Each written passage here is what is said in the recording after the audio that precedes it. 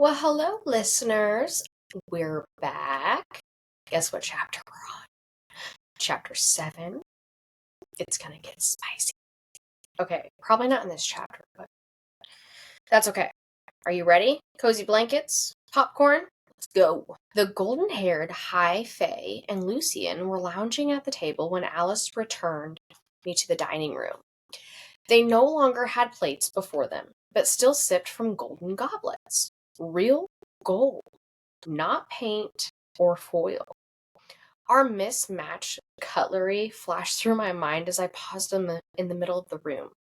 Such wealth, such staggering wealth when we had nothing. A half-wild beast, Nesta had called me.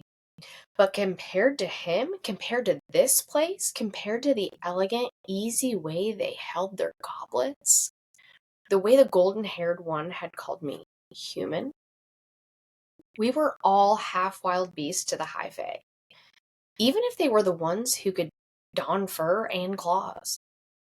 Food still remained on the table, the array of spices lingering in the air, beckoning. I was starving, my head unnervingly light. The golden-haired High Fae's mask gleamed with the last rays of the afternoon sunshine. Before you ask again, the food is safe for you to eat. He pointed to the chair at the other end of the table. No sign of his claws. When I didn't move, he sighed sharply. What do you want then? I said nothing. To eat, flee, save my family? Lucian drawled from his seat along the length of the table. I told you so, Tamlin. He flicked a glance toward his friend. Your skills with females have definitely become rusty in recent decades. Tamlin, he glowered at Lucian, shifting in his seat. I tried not to stiffen at the other bit of information Lucian had given away. Decades? Tamlin didn't look much older than me, but his kind was immortal. He could be hundreds of years old, thousands. My mouth dried up as I carefully studied their strange, masked faces.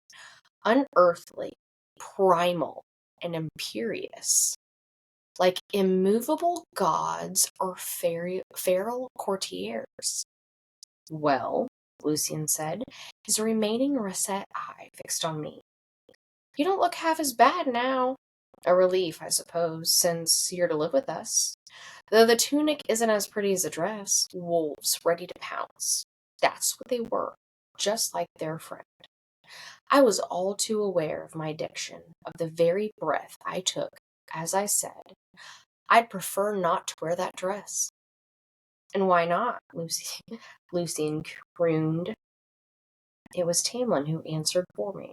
Because killing us is easier in pants. He's sexy and smart.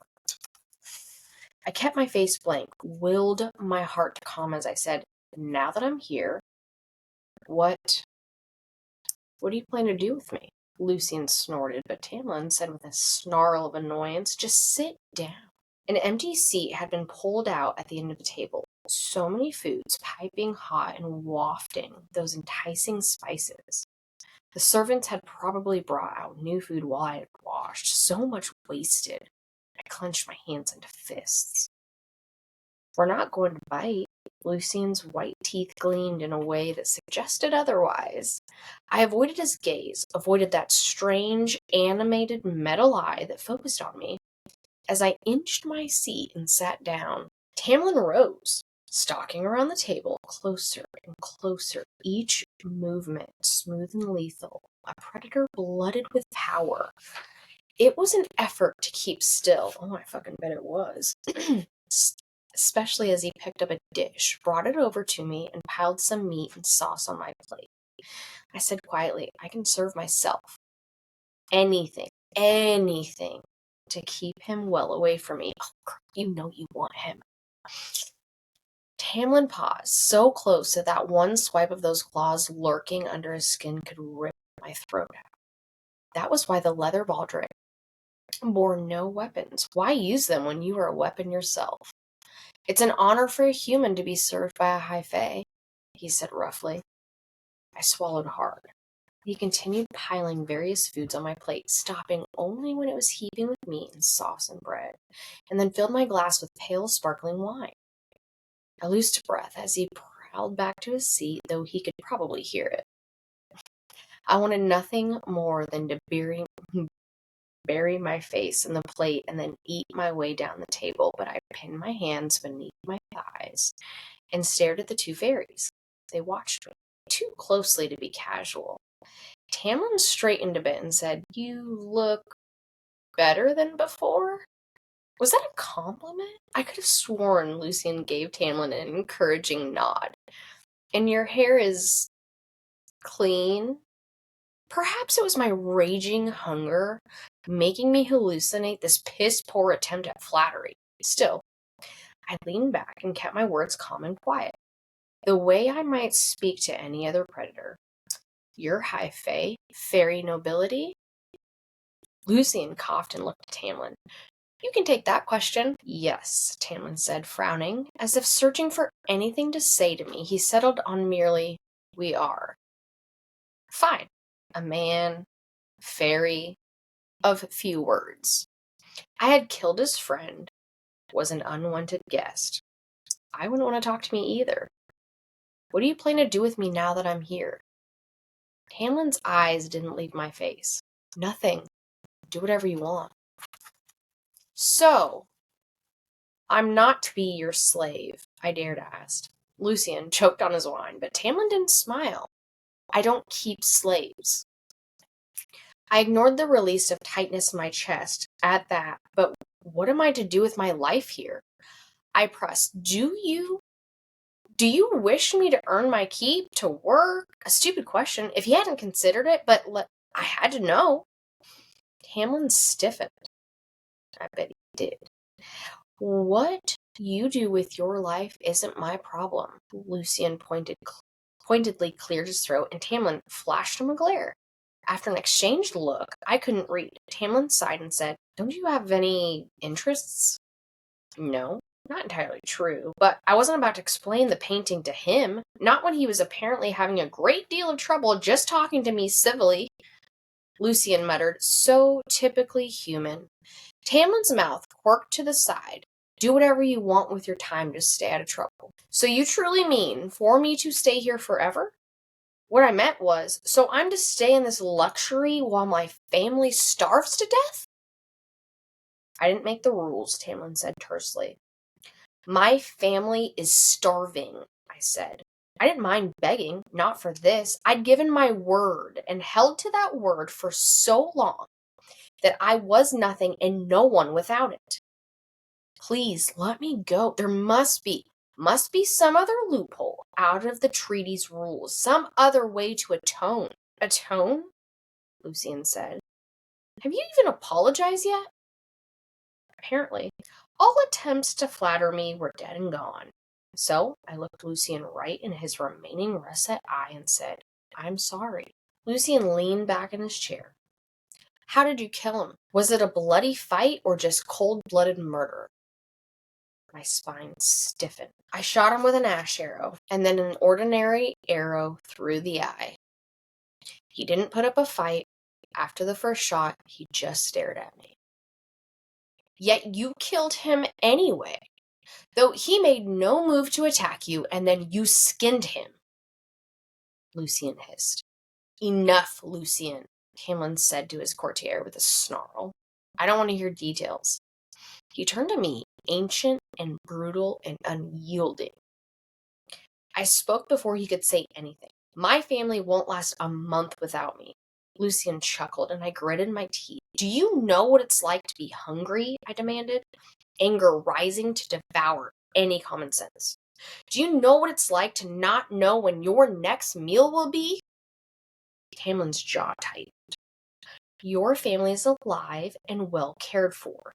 You think so low of fairies that you'd believe I'd take their only source of income and nourishment and not replace it?"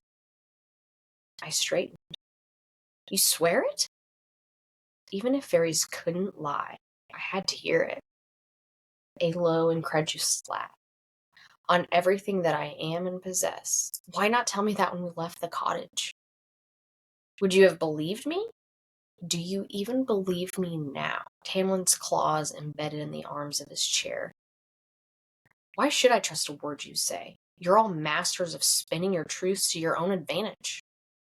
Some would say it's unwise to insult a fae in his home, Tamlin ground out. Some would say you should be grateful for me finding you before another one of my kind came to claim the debt, for sparing your life and then offering you the chance to live in comfort. I shot to my feet. Wisdom be damned, and was about to kick back my chair when invisible hands clapped on my arms and shoved me back into the seat. He's got powers too. That hot mother trucker. Do not do whatever it is you were contemplating, Tamlin said. I swear to God, this man. It's hot in here. I went still as the tang of magic seared my nose. I tried to twist in the chair, testing the invisible bonds, but my arms were secured and my back was pressed into the wood so hard that it ached. I glanced at the knife beside my plate. I should have gone for it first. Futile effort or no. I'm going to warn you once, Tamlin said, too softly. Only once, and then it's on you, human. I don't care if you go live somewhere else in Prithia. But if you cross the wall, if you flee, your family will no longer be cared for. His words were like a stone to the head. If I escaped, if I even tried to run, I might very well doom my family. And even if I dare risk it, even if I succeeded in reaching them, where would I take them? I can stow my sisters away on a ship, and once we arrived somewhere else, somewhere safe, we'd have nowhere to live. But for him to hold my family's well-being against me, to throw away their survival if I stepped out of line? I opened my mouth, but his snarl rattled the glasses. Is that not a fair bargain? And if you flee, then you might not be so lucky with whoever comes to retrieve you next. His claws slipped back under his knuckles. The food is not enchanted or drugged, and it will be your own damn fault if you faint. So you're going to sit at this table and eat, Farah, and Lucian will do his best to be polite. God, had he thrown on a good girl at the end of that? Ugh. He threw a pointed look in his direction. Lucian shrugged. The invisible bonds loosened, and I winced as I whacked my hands on the underside of the table. The bonds on my legs and middle remained intact. Of course he did. One glance at Tamlin's smoldering green eyes told me what I wanted to know. His guest or not, I wasn't going to get up from this table until I'd eaten something. I think about the sudden change in my plans to escape later. For now, I eyed the silver fork and carefully picked it up. They still watched my every move, the flare of my nostrils as I sniffed the food on my plate. No metallic stench of magic. And fairies couldn't lie, so he had to be right about the food then. Stabbing a piece of chicken, I took a bite. It was an effort to keep from grunting. I hadn't had food this good in years. Even the meals we'd had before our downfall were little more than ashes compared to this. I ate my entire plate in silence, too aware of the high fae observing every bite. But as I reached for a second helping of chocolate torte, the food vanished. Just vanished, as if it had never existed, not a crumb left behind. Swallowing hard, I set my fork down so they wouldn't see my hand start to shake. One more bite and you'll hurl your guts up, Tamlin said, drinking deeply from his goblet. The bonds holding me loosened. Silent permission to leave. Thank you for the meal, I said. It was all I could think of. Won't you stay for wine? Lucian said with a sweet venom from where he lounged in his seat. I braced my hands on the chair to rise. I'm tired. I'd like to sleep. It's been a few decades since I last saw one of you, Lucian drawled, but you humans never change. So I don't think I'm wrong in asking why you find our company to be so unpleasant when surely the men back home aren't much to look at. At the other end of the table, Tamlin gave his emissary a long warning look. Lucian ignored it. You're high fae, I said tightly. I'd ask why you'd even bother inviting me here at all or dining with me. Fool. I really should have been killed 10 times over already. Lucian said, True, but indulge me. You're a human woman, and yet you'd rather eat hot coals than sit here longer than necessary. Ignoring this, he waved a hand at the metal eye and brittle scar on his face. Surely we're not so miserable to look at. Typical fairy vanity and arrogance. That, at least, the legends had been right about. I took the knowledge away. Unless you have someone back home, unless there's a line of suitors out the door of your hovel that makes us seem like worms in comparison. There was enough dismissal there that I took a little bit of satisfaction in saying, I was close with a man back to my village. Before that treaty ripped me away, before it became clear that you are allowed to do as you please to us, but we can hardly strike back against you. Tamlin and Lucian exchanged glances, but it was Tamlin who said, Are you in love with this man? Oh, my man's is jealous. Of course he is. No, I said, as casually as I could. It wasn't a lie, but even if I'd felt anything like that for Isaac, my answer would have been the same. It was bad enough that High Fae now knew my family existed. I didn't need to add Isaac to that list. Again, that shared look between the two males. And do you love anyone else? Tamlin said through clenched teeth. Oh, he's fucking jealous. A laugh burst out of me, tinged with hysteria. No, I looked between them. Nonsense. These lethal, immortal beings really had nothing better to do than this? Is this really what you care to know about me? If I find you more handsome than human men, and if I have a man back home, why bother to ask at all? And I'll be stuck here for the rest of my life.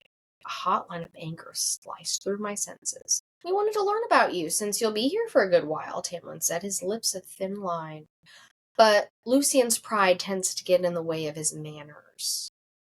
He sighed, as if ready to be done with me, and said, Go rest. We're both busy most days, so if you need anything, ask the staff. They'll help you. Why? I asked. Why be so generous? Lucian gave me a look that suggested he had no idea either, given that I'd murdered their companion, but Tamlin stared at me for a long moment. I kill too often as it is, Tamlin said finally, shrugging his broad shoulders. And you're insignificant enough to not ruffle this estate. Unless you decide to start killing us. I tell you what, that mother trucker, how dare he?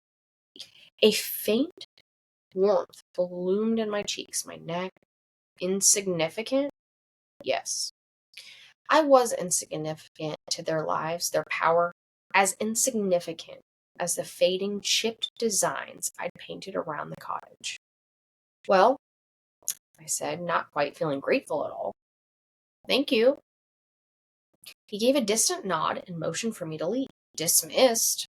Like the lowly human I was, Lucian propped his chin on a fist and gave me a lazy half smile.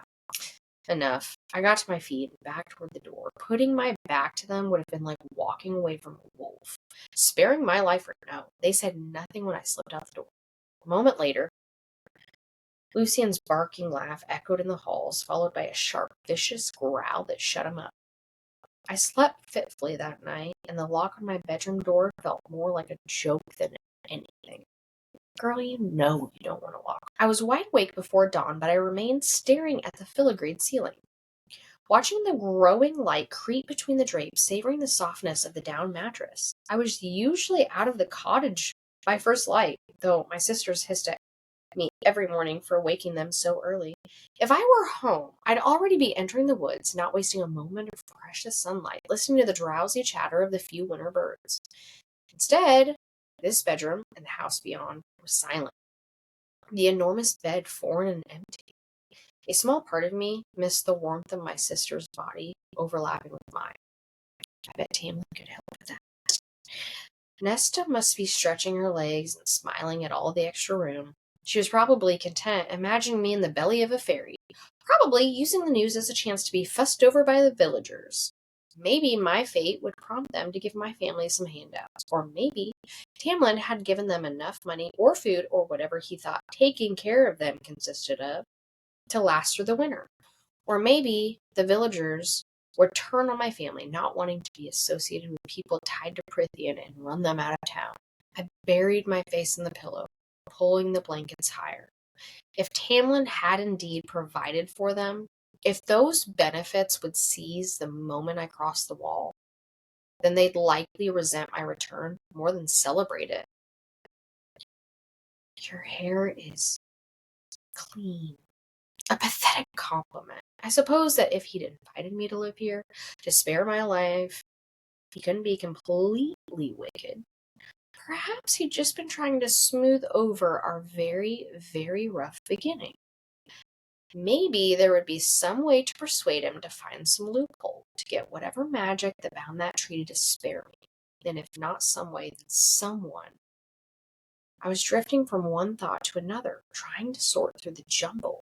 Lock on the door clicked, and there was a screech and a thud, and I bolted upright, to find Alice in a heap on the floor. The length of the rope I'd made from the curtain trimmings now hung loosely from where I'd rigged it to snap into anyone's face. It had been the best I could do with what I had. I'm sorry, I blurted, leaping from the bed, but Alice was already up, hissing at me. She brushed off her apron. She frowned at the rope dangling from the light fixture. What in the bottomless depths of the cauldron is... I didn't think anyone would be in here so early, and I meant to take it down, and... Alice looked me over from head to toe. You think a bit of rope snapping in my face will keep me from breaking your bones? My blood went cold. You think that will do anything against one of us? I might have kept apologizing were it not for the sneer she gave me. I crossed my arms. It was a warning bell to give me some time to run, not a trap. She seemed poised to spit at me, but then her sharp brown eyes narrowed. You can't outrun us either, girl. I know, I said, my heart calming at last, but at least I wouldn't face my death unaware. Alice barked out a laugh. My master gave his word that you could live here. Live, not die. We will obey. She studied the hanging bit of rope. But did you have to wreck these lovely curtains? I didn't want to. I tried not to, but a hint of a smile tugged on my lips. Alice strode over to the remnants of the curtains and threw them open, revealing a sky. There was still a deep periwinkle, splashed with hues of pumpkin and magenta from the rising dawn. I am sorry. I said again. Alice clicked her tongue. At least you're willing to put up a fight, girl. I'll give you that. I opened my mouth to speak, but another female servant with a bird mask entered, a breakfast tray in hand. She bid me a curt good morning, set the tray on a small table by the window, and disappeared into the attached bathing chamber. The sound of running water filled the room. I sat at the table and studied the porridge and eggs and bacon. Bacon! Again, such a familiar food to what we ate across the wall. I don't know why I'd expected otherwise. Alice poured me a cup of what looked and smelled like tea. Full-bodied, aromatic tea, no doubt imported at great expense. Prithian and my adjoining homeland weren't exactly easy to reach.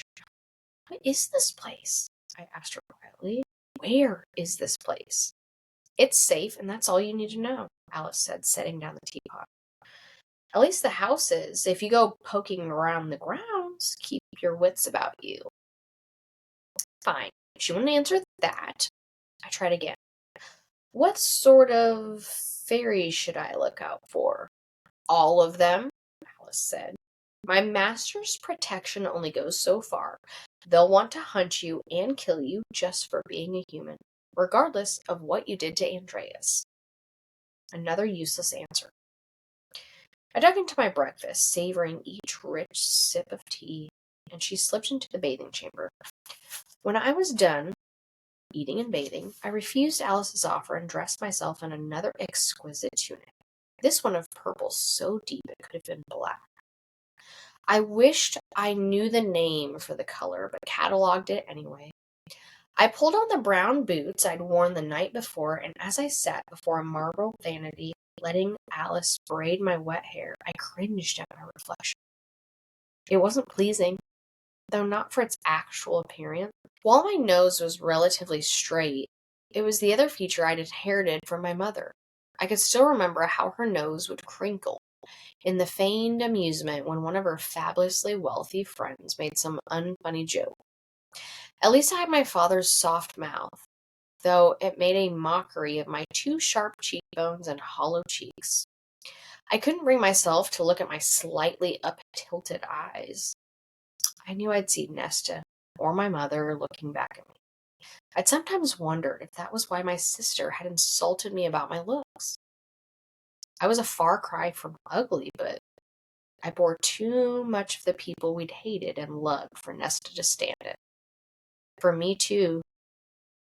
Though I suppose that for Tamlin, for high fae used to flawless beauty, it had been a struggle to find a compliment. Fairy bastard. Alice finished my plate, and I jumped from the bench before she could weave in little flowers from the basket she brought. I would have lived up to my namesake were it not for the effects of poverty, but I never particularly cared. Beauty didn't mean anything in the forest. When I asked Alice what I was to do now, what I was to do with the entirety of my mortal life, she shrugged and suggested a walk in the gardens. I almost laughed, but I kept my tongue still. I'd be foolish to push aside potential allies. I doubted she had Tamlin's ear, and I couldn't press her about it yet.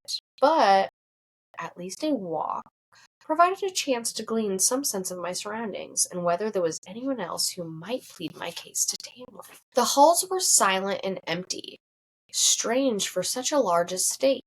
They'd mentioned others the night before, but I saw and heard no sign of them. A balmy breeze scented with hyacinth, I realized, if only from Elaine's small garden, floated down the halls, carrying with it the pleasant chirping of a bunting, a bird I wouldn't hear back home for months, if I had even heard them at all. I was almost to the grand staircase when I noticed the paintings. I hadn't let myself really look until yesterday, but now in the empty hall with no one to see me, a flash of color amid a shadowy, gloomy background made me stop. A riot of color and texture that compelled me to face the gilded frame. I'd never seen anything like it. It's just a still life, a part of me said. And it was. A green glass vase with an assortment of flowers drooping over its narrow top, blossoms and leaves every shape, size, and color. Roses, tulips, morning glory, goldenrod, maidenslice, peonies. The skill it must have taken to make them look so lifelike, to make them more than lifelike. Just a vase of flowers against a dark background, but more than that, the flowers seemed to be vibrant with their own light, as if in defiance of the shadows gathered around them. The mastery needed to make the glass vase hold that light, to bend the light with the water within, as if the vase did indeed have weight to it atop its stone pedestal. It was remarkable. I could have stared at it for hours. The countless paintings along this hall alone could have occupied my entire day. But garden plans. Still, as I moved on, I couldn't deny that this place was far more civilized than I thought. Peaceful, even, if I was willing to admit it. Oh, she's starting to like it. And if the high fae were indeed gentler than human legend and rumor had me believe, then maybe convincing Alice of my misery might not be too hard. If I could win over Alice, convince her that the treaty had been wrong to demand such a payment from me, she might indeed see if there is anything to get me out of this debt. And you, someone said as I jumped back a step. In the light of the open glass doors to the garden, a towering male figure stood silhouetted before me. Tamlin. He wore those warrior's clothes, cut close to show off his toned body, and 3 simple knives were now sheathed along his baldric, each long enough to look like it could gut me as easily as his beast's claws. I would fucking let him go. His blonde hair had been tied back from his face, revealing those pointed ears and that strange, beautiful mask. "Where are you going?" he said, gruffly enough that it almost sounded like a demand. "You!" I wondered if he even remembered my name. It took a moment to will enough strength into my legs to rise from my half crouch.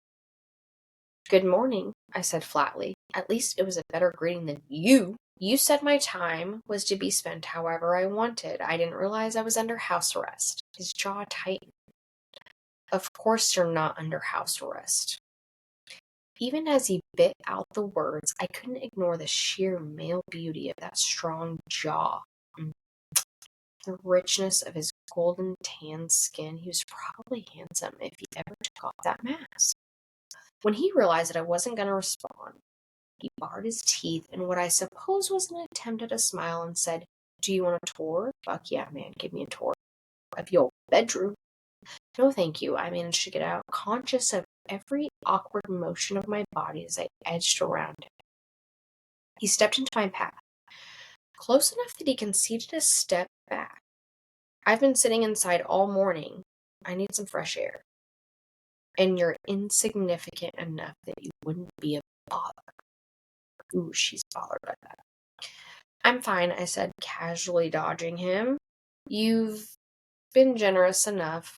I tried to sound like I meant it. A half smile, not so pleasant, no doubt unused to being denied. "Do you have some sort of problem with me?" "No," I said quietly, and walked through the doors. He let out a low snarl. "I'm not going to kill you, Farah. I don't break my promises." I almost stumbled down the garden steps as I glanced over my shoulder. He stood atop the stairs, as solid and ancient as the pale stones of the manor.